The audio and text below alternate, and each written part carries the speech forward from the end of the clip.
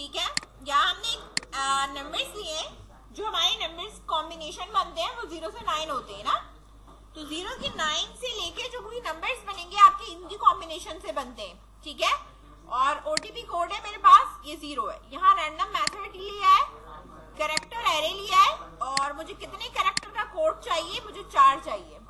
ठीक है,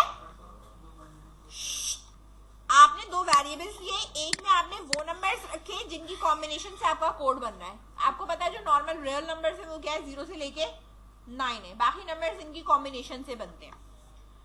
OTP code है, 4 डिजिट का कोड चाहिए मुझे, सही है।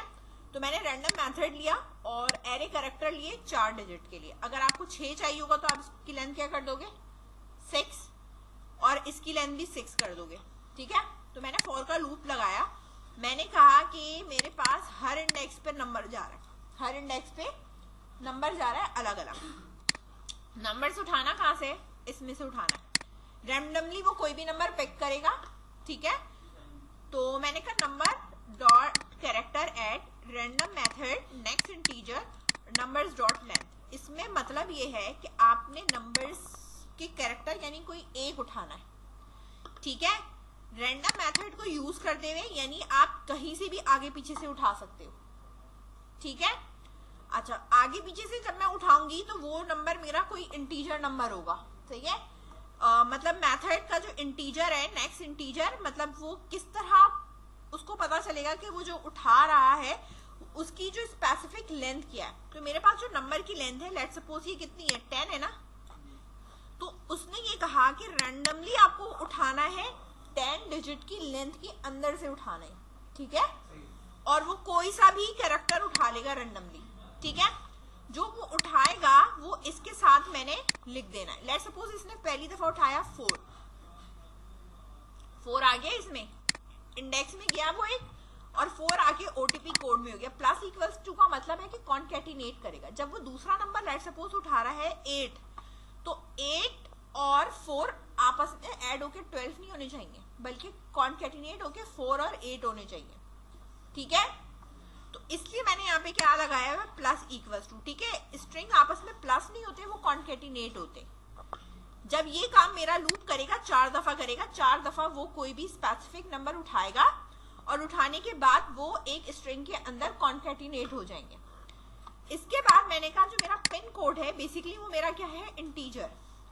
ठीक है, तो मैंने कहा कि जो भी मेरा कोड है वो तो स्ट्रिंग में, मैंने उसको पार्स करके कोड को क्या कर दिया, इंटीजर में कन्वर्ट कर दिया। क्यों इंटीजर में कन्वर्ट किया है, क्योंकि मेरे डेटाबेस के अंदर जो पिन कोड है वो इंटीजर में स्टोर हो रहा है। सही है, और मुझे जो मैसेज भी करना है वो इंटीजर फॉर्मेट में करना है। तो मैंने इसको क्या करा, यहाँ से स्ट्रिंग से कन्वर्ट कर लिया, किसमें, इंटीजर में, और इंटीजर में इसको पास कर दिया। इसको पास करा मैंने। ठीक है, बाकी जो हमारा काम है वो एज इट इज ऐसे ही है। यहाँ पे मेरे पास जो डेटाबेस में जा रहा है वैसे ही जाएगा, मैसेज जैसा जा रहा है सेम वैसे ही जाएगा। सिर्फ मेरे पास ये मेथड है जो कि क्या कर रहा होता है, रैंडमली आपकी स्ट्रिंग में से कोई भी स्पेसिफिक नंबर पिक करता रहता है। ठीक है, जितना आप बोलोगे 4, 5, 6 लेंथ का, तो उतनी दफा वो करके इसका कोड बना देगा। ठीक है, तो इसके लिए आपको जो लिखोगे वो तुम ये लिखोगे,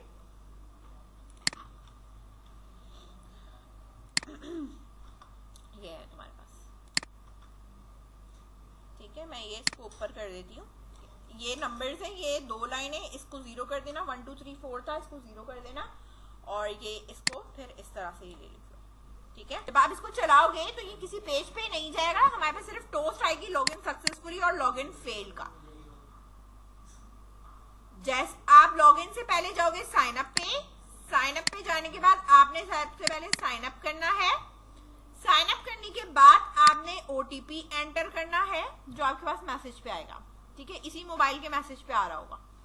ठीक है, और उसके बाद आपने क्या करना है, वापस आना है वेरीफाई करने के बाद, यानी वेरीफाई के पीछे मैंने कोड लगाना है कि ये वापस कहाँ जा रहा है, मेन एक्टिविटी पे वेरीफाइड होने के बाद।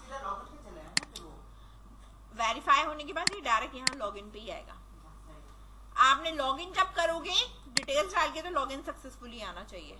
एग्जीक्यूट करो, यहाँ पर हमारे पास छोटा सा इशू ये था, एक तो मैंने सिर्फ टोस्ट नोटिफिकेशन के ऊपर कर दिया, ठीक है, कि पहले इन साइडों पे टोस्ट नोटिफिकेशन आए, और दूसरी चीज ये कि जो मेरे पास यूजर नेम था वो मेरे पास सिंगल कोटेशन के अंदर आता, डबल कोटेशन ब्रेक करने के लिए लगाया।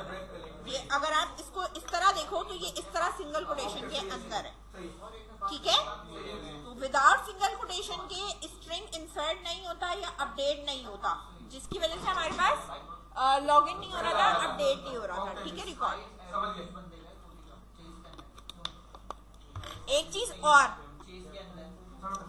अगर आप मेन एक्टिविटी पे जाते हो, मेन एक्टिविटी में जब आप आओगे, एक्टिविटी के ऊपर अगर मैं बाय डिफॉल्ट बिना रजिस्टर हुए कोई भी यूजर नेम एंड पासवर्ड देती हूँ, ठीक है ना, क्या दे रही हूँ, यूजर नेम और पासवर्ड दे रही हूँ, तो आप देखिएगा आपकी एप्लीकेशन बंद हो जाएगी, ठीक है।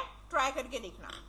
क्यों? क्योंकि हमारे पास जो डेटाबेस है वो उठा रहा है, वो डाटा गेट नहीं हो रहा, और मैंने एरर हैंडलिंग के लिए कुछ भी नहीं लगाया हुआ। लगाया हुआ है कुछ, कोई कंडीशन लगाई है? नहीं लगाई हुई, ठीक है।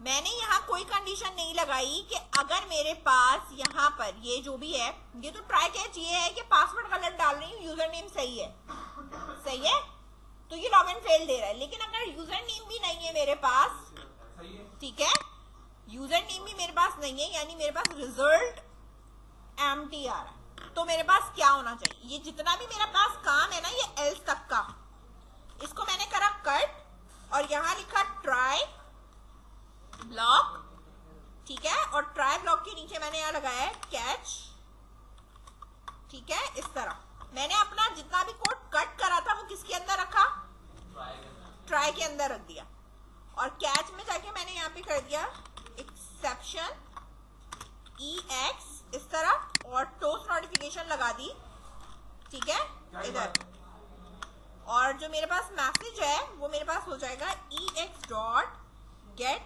मैसेज, ठीक है। जो भी मेरा मैसेज है, मतलब एरर आ किस वजह से रहा है, वो मुझे यहाँ पे आ जाएगा, मेरी एप्लीकेशन बंद नहीं होगी। बात समझ में आई?